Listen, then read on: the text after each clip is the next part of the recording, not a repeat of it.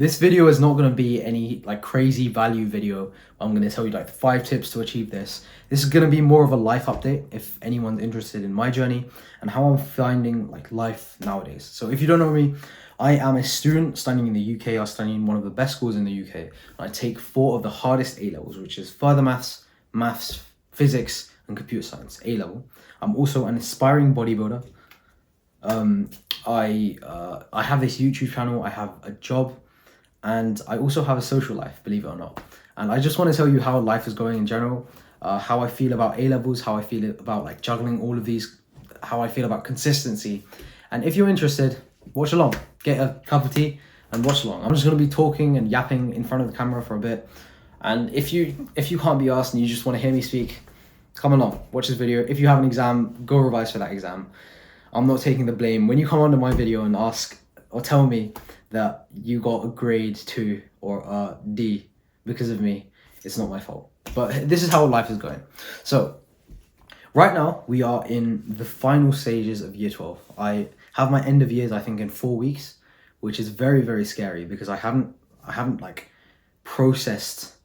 It's really weird, but there's this really weird like post GCSE depression, I call it, that everyone near me seems to get, wherein after we do our GCSEs, I hate to admit it, but there is like this weird feeling of like complacency that everyone gets. If you get good grades at GCSE, you will automatically feel more relieved and more relaxed during year 12, when it is infinitely, like I guarantee you it is harder than GCSE. I think not a lot of people put emphasis on exactly how hard year 12 is. It is very hard. It is incredibly hard. I guarantee you that. It's if you think about GCSE and you think about, okay, what's the hard things about GCSE? Let's be honest. There's the essay subjects. There are timing issues, like people find it hard to write in time. There are like the content's pretty hard at GCSE, isn't it? I guarantee you, the subjects I'm taking, at least physics A level, is not a joke. I don't think if I do a test in even like A level further maths, A level maths, if I do a test, if I complete the test, I'm happy. If I complete the test and then get to sort of like flick back, that's an incredible test. I think the physics A level grade boundary is something like 60% because like of the crazy amount of people that actually finish the paper. And I guarantee you that if you just don't put in the work, you won't get the good grades at A level.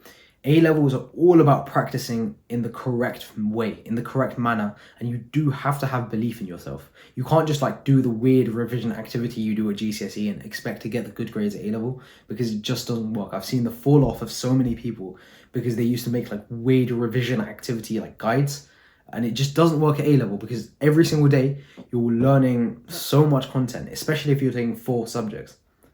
That being said, A levels is really where it differentiates people. This is really where it differentiates students. I think that the highest achieving people at A level are the people that really know how to work themselves and aren't just genetically good at the subject, but know how to implement productivity tips in general. Now, how am I feeling about this? I actually don't know. Like, it could be really, really good content if I told you that I'm struggling, or if I tell you that, oh yeah, this is all easy, but I genuinely don't know how well I'm doing at the subject. I think that I haven't really formed an opinion on what I'm going to get at the end of year 13. And this is why A levels is so hard, because you don't really know what you're going to get at the end of the year. Even like in 3 weeks time, I'm very uncertain about the grades I'm going to get. We've gotten like current working grades, which have been pretty good actually, but I don't think that these exams that I do will translate to the end of years, if you get what I mean. So for example, if you do a past paper at something like GCSE, it's very if you get a grade 9 in one of them, you're going to get the grade 9 in the second one or the third one. Or if you get a grade 4, you're going to get the grade 4 if you don't improve on the second one or the third one. But A level, if you can get an A star in a paper and then get a D in the second one. If you've revised the same, if you've practiced the same, there would be that like one little thing that you haven't done that would cause you to literally get a D. If you don't understand a small subsection, that can cause you to like massively impact your grades, especially A level physics. A level physics is going to be I don't know how to explain it. A-level physics is so hard, like insanely hard. For A-level further maths, or I do AS further maths is nothing compared to A-level physics. A-level physics is another level. Like, I'll try to quantify how hard A-level physics is. If anyone isn't doing A-level physics, imagine you're doing. Imagine you have this. You have insanely hard like content.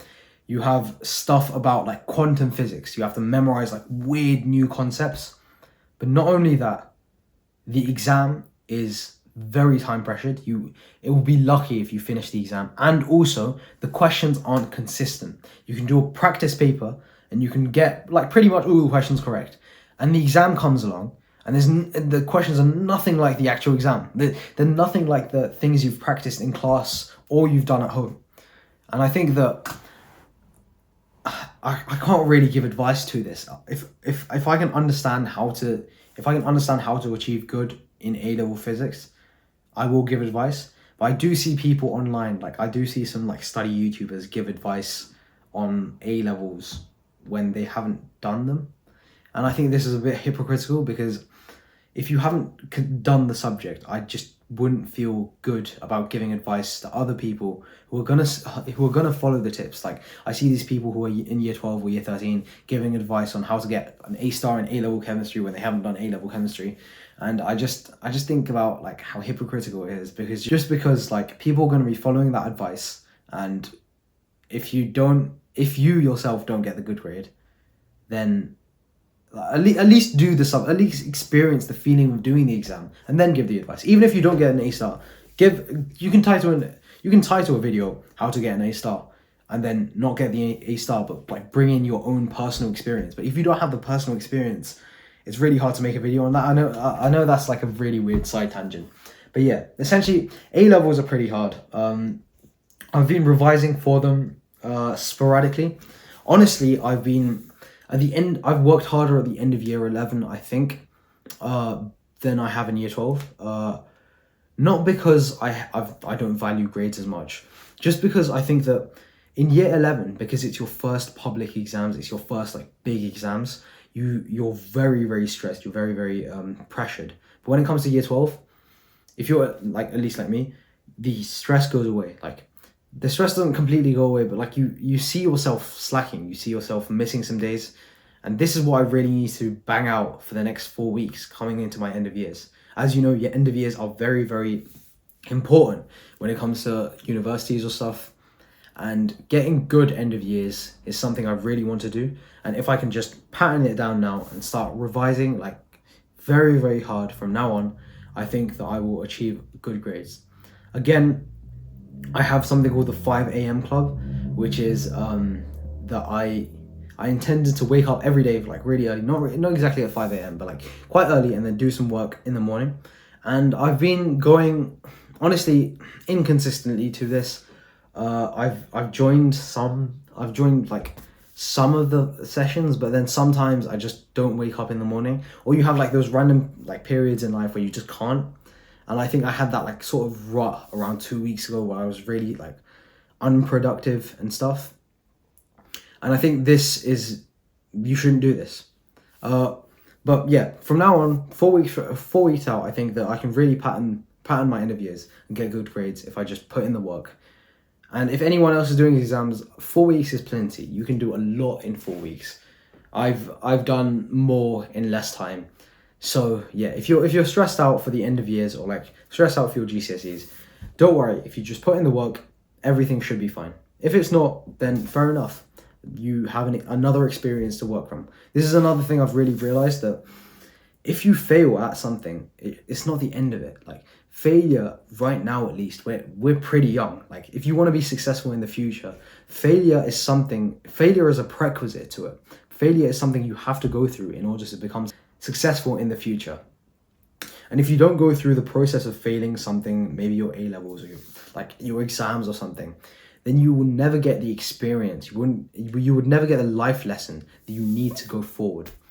You never see someone successful online, or you never see a successful person that hasn't gone through failure. There is like if there was any like correlation between success, it would always be failure. The people who are the most successful have failed the most. This is at least what I've seen.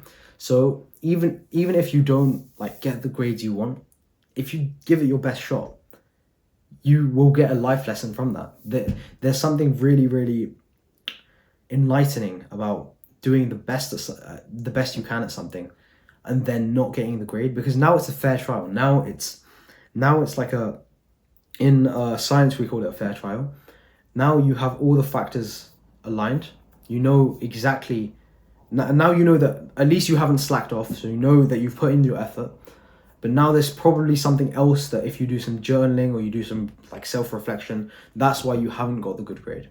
So yeah, another side rant. I think the failure is something that should be embraced right now. I think a lot of people put down failure, like they use failure as something to scare you, like don't do this, you may fail. But failure is intrinsically good. Like intrinsically at this level, at this age, it's not that deep if you fail something. It's not that deep if you don't get good in something. It's fine. Like failure is the life lessons going forward at least.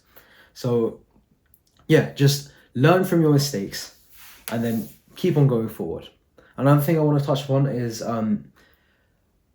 consistency. It's been very, very hard for me to stay consistent. I've noticed that. As you can see, my habit tracker is behind me. Chunks of it are unticked, and I was thinking about this the other day. Maybe I'm not good enough. Maybe I'm not a good enough student. Maybe I'm not good enough, maybe I'm not as good as I think I am, which I probably am not. But another thing that comes to my mind when I think about this is doing all of the habits, staying consistent 100% of the time is the goal. That is the goal we all want to do. Whatever our habits are, maybe going to the gym, maybe keeping a clean diet, maybe getting the best grades. This is the goal that we're pursuing. But we shouldn't expect us to do like 100% of it instantly, right? We shouldn't expect us, if we go to the gym, to instantly like curl the 25 kgs or bench press the 100 kgs. So if we build up to this consistency, this is the idea I want to sort of like learn from, because I've been known to really go hard on myself when I'm not doing like consistently like at anything. But if I understand that right now we're not like super big CEO entrepreneurs, are we? We're not like productivity experts. We're not Ali Abdal. If we can build up our consistency, if we just keep on doing the good habits, maybe revising, maybe going to the gym, keeping a clean diet, doing like the productive habits, then eventually we're gonna get more consistent. Eventually, like it's inevitable that we're gonna get more consistent. It's gonna form into a habit if you just keep going at it. This is more of a message to me than you, because I've been slacking. Honestly, I've been slacking over the past couple of days. So this is a message I want to tell myself, that it's okay to not be consistent. Or it's not okay to be not consistent, but it's acceptable to not be consistent, just because my goal is not to just get the good A levels. My goal is to be successful in the future, and therefore I do have to keep consistent in my like work ethic and my productive habits. And to do this, it's okay to fail a bit now, and then just learn in the future. Learn how I can get better in the future. A journaling practice that I want to do every single day right now is just, how do I improve my day in one sentence? Like, what did I do wrong this day that I could improve the next day? And fair enough, some things you can't change, some things you just won't change. But if you have the idea of, okay, if I can improve my productivity, if I can improve my day a little bit more every single day, incrementally, then it's going to reap more benefits for me in the future. So for example, today, I think I was pretty productive today. I got some work in, I have to do some work after on like computer science. But I think the main constraint for today, the main thing I went wrong is I just spent quite a lot of time on my phone. I was just watching like random content for about like maybe 1 to 2 hours, 3 hours maybe today, and that isn't good. So maybe like the first 5 hours of the day from tomorrow, I'll keep my phone somewhere else and I just won't go on it, and I'll just do the work. And maybe when I'm going to the gym or something, then I can like watch content. Because I feel like if I cut out my content consumption completely, like this includes music and everything, I'll just fall back And this isn't what I want to do. This is the same idea as like trying to make up for all the days you haven't studied by doing a 16-hour study day, but then you just can't keep this up. So I feel like if I can just incrementally improve my day, that's going to reap benefits for me in the future. Another thing I want to talk about is this YouTube channel. So I made this YouTube channel after my GCSEs ended. I think how many months ago? I can't even remember. But yeah, after my GCSEs ended, you see the results day video probably, where I was reacting to my results day. And coming from that, my initial aim was to get at least 100 subscribers in 1 year. My aim was, okay, if I can get 100 subscribers in 1 year, that will be sick progress, because my aim essentially is to become or do something like Ali Abdal has done. I know that may be far-fetched, but like generating some online style like content has always been a passion for me.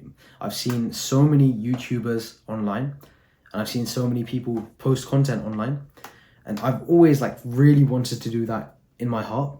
So in year 11, I think, after my GCSEs, I think I made like a small TikTok account, and it got like 5k followers, and it got I think CGP, the like exam resource guide, was commenting on it. But I just don't use TikTok that much. Yeah, I just don't use it that much. So yeah, I just use YouTube more, and I feel like uploading to YouTube is better for me because I sort of understand how people speak. I understand how to talk to the camera a bit more. I know that that's improving, but like I understand how to talk to the camera. I understand basically like the metrics of YouTube more than TikTok. And I felt like, I think I watched that one Hamza video where he was like, yeah, just upload to the social media you use the most. So that was YouTube for me. So ever since that day, I sort of like not blow up, but like I got quite a lot of subscribers. I got 1,750, which is quite a lot. That's my current subscriber goal right now. And it's been surreal. It's been really, really good. Each video is getting 1k views, which is incredible.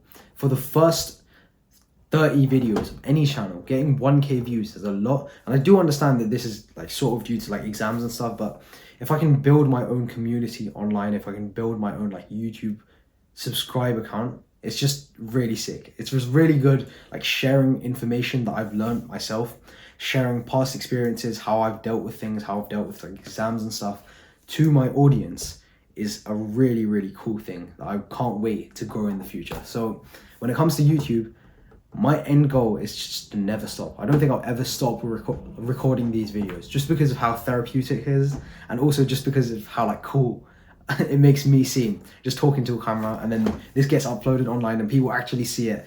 So yeah, I don't think I'll ever stop recording YouTube videos. I upload like Sunday 5 p.m. every day. I don't really care about metrics. I know people were commenting like, oh yeah, this guy does these styles of videos, this guy does these styles of videos.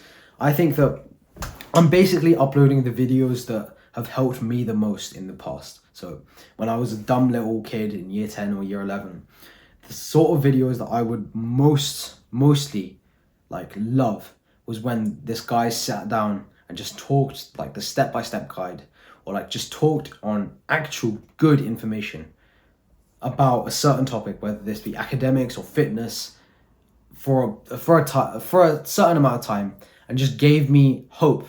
That's what I wanted. I wanted hope more than anything. I didn't really care about like this step-by-step guide as much. I just wanted hope. And that's why I've sort of like implemented in my videos. In my videos, I give people the motivation. I feel like I give people motivation to start doing stuff, whether this be academic or fitness wise. And this is what I want to carry on into the future. I do want to motivate people to become better versions of themselves, and me as well. This entire YouTube channel is like a documentation of my life. I'm gonna be less so giving advice, but more so showing my experiences and how I've documented it on this YouTube channel. I don't really care how many subscribers I get. Maybe I will. Maybe 2 months from now, I will start subscriber maxing. But from now, I just want to document my life. So maybe from 5 years from now, I can look upon this time and I can show like the people around me how cool it was that I was talking to the camera, and like the stuff I was doing as well. So yeah, this is the plan for the YouTube channel. I want to provide as much value to you as the audience as possible, and I also really think that it's cool, and I don't think I'll like stop recording. I aim to keep to my daily recordings, not daily, sorry, weekly recordings at Sunday 5 p.m. That's when I sort of drop the video, and I don't think that, yeah, I don't think I'll. What other causes could? I don't think there's anything that would stop me from like releasing that every single weekend. Of course, like when like A levels come around and stuff, maybe like the quality of the content may drop a little bit. But other than that, I don't think that I'll stop recording like randomly for 1 week. I aim to like consistently upload Sunday 5 p.m. every single day. Not every single day. Why don't I even say a day? Every single week at Sunday 5 p.m. I intend to upload. And if this grows in my subscriber count, that's really cool. Another thing I just want to touch upon is bodybuilding. So I started lifting around 7 months ago, quite not really consistently. I sort of stopped when it came to like 2 months before, not like a month before my exams in GCSEs, and that was one of the biggest mistakes I made throughout that point. I think I've mentioned this in the video before. I just didn't like. I just wasn't there mentally when I wasn't going to the gym. My grades dropped as well, which is really weird. Like my grades sort of dropped, and then because I wasn't going to the gym, because I wasn't like eating clean, and then to counter this, I would revise more, but that would make me go to a worse mental state, and that would then drop my grades even more. I think the fact that I even got 7 9s, 1 8, and a 7 was crazy for my standards, because I just wasn't there mentally. You can even see, like, if you scroll down, you can see how like chubby I was. I was like really sleep deprived as well on results day, and like leading up to that day throughout results day, just because I wasn't going to the gym. I wasn't keeping my fitness in check. So now my goal is basically to keep going to the gym, keep training, train hard, and do that pretty much every day. Even throughout exams, I intend to revise, not just revise, but train every single day, just because of how I feel mentally. I can go to the gym and like dap up some people I know. I can talk to them. I can actually be social for once, leave my room, rather than just revise. And I feel like that would provide a better effect on me mentally than, I don't know, 4 more hours of revision. Because I feel like a lot of people my age, especially people who really want to do well academically, they're not being sustainable with the way they revise, because they revise way too much without any social interaction, which is actually a bad thing in the long run. And also, they just live sad life. If you're just in your room for the whole day, it's just a really sad feeling where you can't just see people you like, and then you just can't meet your friends or something. It's just a sad feeling to have, and I've experienced it. And I promise you that if you just incorporate some sort of social interaction or fitness related interaction every single day, it's going to improve not only your grades, but your life in general will just improve if you just have this period of time where you can socialize with people and train fitness at the same time. This could be either a martial arts or like going to the gym or something. So yeah, that's my sort of plan. This is my like life update. I'm now currently revising for my end of years, which is scarily close. I just need to pattern it. I haven't started like properly revising because I have 3 tests next week. But after my test next week, I will completely grind down and try to get the best results as like possible, as much as I can do. I'll put my 100% into my end of years, and we'll see what happens after that. I'll try and put in the lessons that I've told like you guys on the camera, and also I've learned myself from my GCSEs and old past mistakes I've done. I'll try do that. I'll put in my 100% best, and if I fail, fair enough. I don't have any emotional attachment to my grades. I don't think that you should either. I think your grades are just a reflection of how well you've prepared. And if you get bad grades, it just means you haven't prepared as much. So you just go back to the drawing board, and then you just self-reflect. So this is the mindset that I want to enter my end of years with. Just a undetached, like sort of a third person view on how I can get the better grades. And yeah, I'm just going to practice as much as possible. Just do my 100% best. I'm on a cut right now as well. So I think I weigh about like 86 kg. So that's like, I'm quite big for I'm 6 foot. I'm 6 foot, by the way. But yeah, 6 foot, yeah, 86 kg. But yeah, I'm going on a cut. I want to cut down. I want to lean down for the summer. You know, get like 12% body fat, get a good percent body fat, and then over the summer holidays, I have to do my computer science NEA, which is also going to be long. So next 6 months, gonna be a long day for me. I won't stop recording. I won't stop uploading to this YouTube channel, hopefully, and I'll see you in the next one. I don't think there's anything left to say. That's just a life update. Subscribe to the channel, like this video if you like this video, comment down below, and I'll see you in the next one. Tell me how you're doing right now. I'll see you in the next video. Bye.